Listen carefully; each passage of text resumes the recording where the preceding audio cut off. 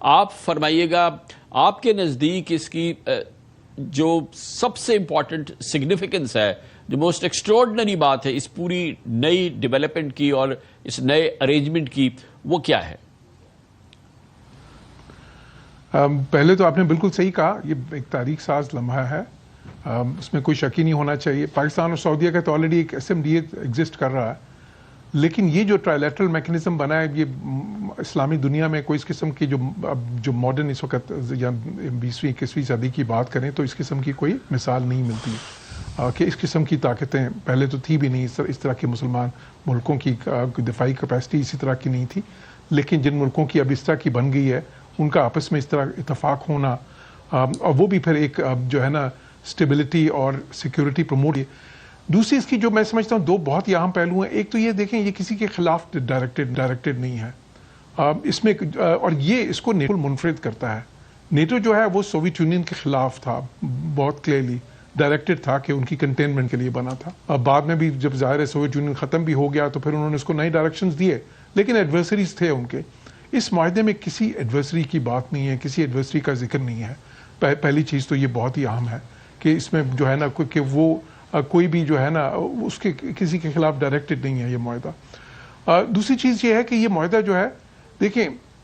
یہ defence deterrence بڑھانے کے لیے ہے، یہ آپ کی جو ہے نا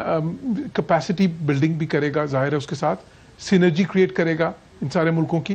اور اس میں پاکستان جیسا نیٹ سیکورٹی پرووائڈر، ترکیہ بھی نیٹ سیکورٹی پرووائڈر ہے کئی معاملات سے، سعودی عرب جو ہے ان کا $80 بلین کا ان کا اینول بجٹ ہے، لیکن اس ساری چیزوں کے باوجود بھی یہ ریپلیس نہیں کرے گا۔ This is not a replacement for جو ایک ڈیفینس آرکیٹیکچر، وہ جو امریکہ کا ایک ڈیفینس آرکیٹیکچر ایگزسٹ کرتا ہے، جو ان کی بیسز بھی ہیں، جو باقی ظاہر ہے وہ دہائیوں سے ایگزسٹ کر رہا ہے، انہوں نے بہت سے ملکوں میں تو برٹش جو تھی اس وقت جو ایک ڈیفینس بیکنگ تھی اس کو ریپلیس کیا، کئی ملکوں میں جیسے سعودی عرب کے ساتھ انہوں نے وہ کوئنسی پیکٹ کے تحت 1945 میں ایک معاہدہ کیا اور اس کے تحت ہی وہ بیسز دی گئی، وہ اپنی جگہ پہ رہے گا۔ معاملہ کیا ہے؟ معاملہ یہ ہے جس طرح میں پہلے بھی کہتا رہا ہوں کہ یہ دیکھیں ایک uni dimensional security frame work تھا وہاں پہ، اس کانفلکٹ نے ثابت کر دیا کہ وہ ناکافی تھا،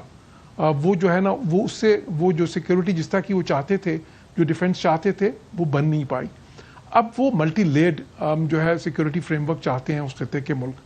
دوسری طرف پاکستان اور ترکیہ،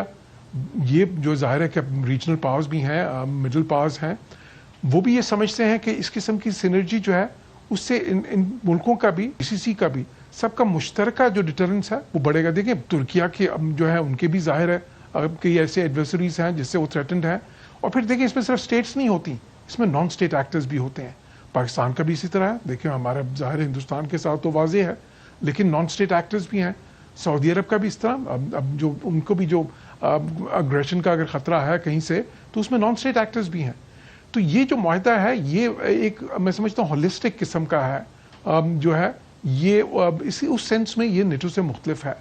اور یہ ریپلیس بھی نہیں کر رہا جو لیکن بہرحال میں اب جوہر صاحب ایک بار پھر آپ کے پاس آؤں گا۔ اب اس کی ایکسپینشن جو اس کا پوٹینشیل ہے یا جس میں امکانات بھی ہیں کہ یہ 3 ملکوں پر ہی محیط نہیں رہے گا یہ معاہدہ، اور اب جیسے کہ کویت کے ساتھ تو پاکستان کا بالکل اسی نوعیت کا ایک الگ سے معاہدہ ہوا ہے بائیلیٹرل، جو کہ اپنی جگہ برقرار رہے گا، لیکن امکانات میں یہ بات سب سے پہلے آ رہی ہے کہ کویت اس میں شامل ہو جائے گا۔ قطر اس حوالے سے بہت ہی قریبی ایلائی رہا ہے اور دوست رہا ہے ترکی کا، اور پھر پاکستان کا، اور پھر اس کے بعد اس پورے معاملے میں ایران کے معاملے میں قطر کا بڑا مرکزی کردار رہا ہے، اور اس پوری گفتگو میں بھی وہ شامل رہا ہے۔ بحرین کے سعودی عرب سے ظاہر ہے کہ بہت ہی کلیدی تعلقات ہیں، بہت ہی قریبی تعلقات ہیں، تو اس کی ایکسپینشن اور اس میں مزید ریاستوں کے شامل ہونے کے امکانات کتنے ٹھوس ہیں؟ جی بالکل، میں سمجھتا ہوں بہت روشن ہیں یہ امکانات، اور آپ نے صحیح کہا کیونکہ پاکستان کے ان کے بہت سے جو GCC ممالک ہیں ان کے ساتھ پاکستان کے جو دفاعی شعبے میں دیکھیں کئی ایسے ملک ہیں جن کی کسی کی نیوی پاکستان نے بنائی ہے، کسی کی ایئر فورس پاکستان نے بنائی ہے۔ ابھی بھی میں بحرین میں بہت عرصہ پہلے سفیر بھی رہا ہوں، وہاں پہ تو ان کی جو ڈیفنس فورسز ہیں ابھی بھی بہت زیادہ پاکستانی ہیں، اس میں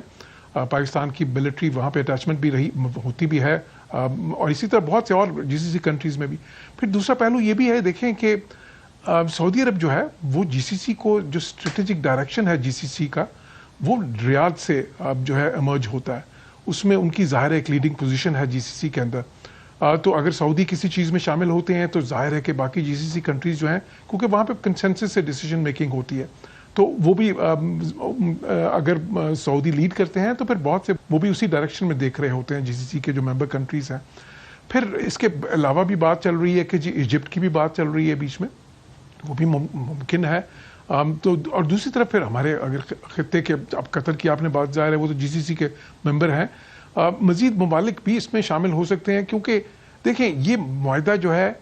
इसकी सबसे अच्छी चीज़ जिस तरह मैंने कही कि ये किसी के खिलाफ डायरेक्टेड नहीं है, इसके कोई एग्रेसिव डिज़ाइंस नहीं है, अब जो है ना it's not a military pact, it's defence pact है। तो वो उसमें अगर सबकी जो भी इसमें शामिल होता है उनकी डिटरेंस बढ़ती है, जो है डिटरेंस अगेंस्ट एनी एग्रेसर, और जिस तरह मैंने कहा बोध कोई स्टेट्स हों या नॉन स्टेट एक्टर्स हों, दोनों के खिलाफ। और फिर एक सिक्योरिटी और स्टेबिलिटी भी, स्टेबिलिटी जो होती है एट टाइम्स डिटरेंस में आप जो है ना स्टेबिलिटी को प्रमोट करते हैं बगैर कोई कॉन्फ्लिक्ट में हिस्सा लिए, बगैर कोई जंगे लड़े, वो भी मेन मकसद होता है। अब तो इसमें बिल्कुल मैं समझता हूँ, और साथ ही साथ देखें सिर्फ ये डिफेंस या सिक्योरिटी के हवाले से नहीं होता। जब आप इस तरह के मुआहदात में जाते हैं और इस तरह की हम आहंगी जिन मुल्कों की मैंने बात की उनमें है,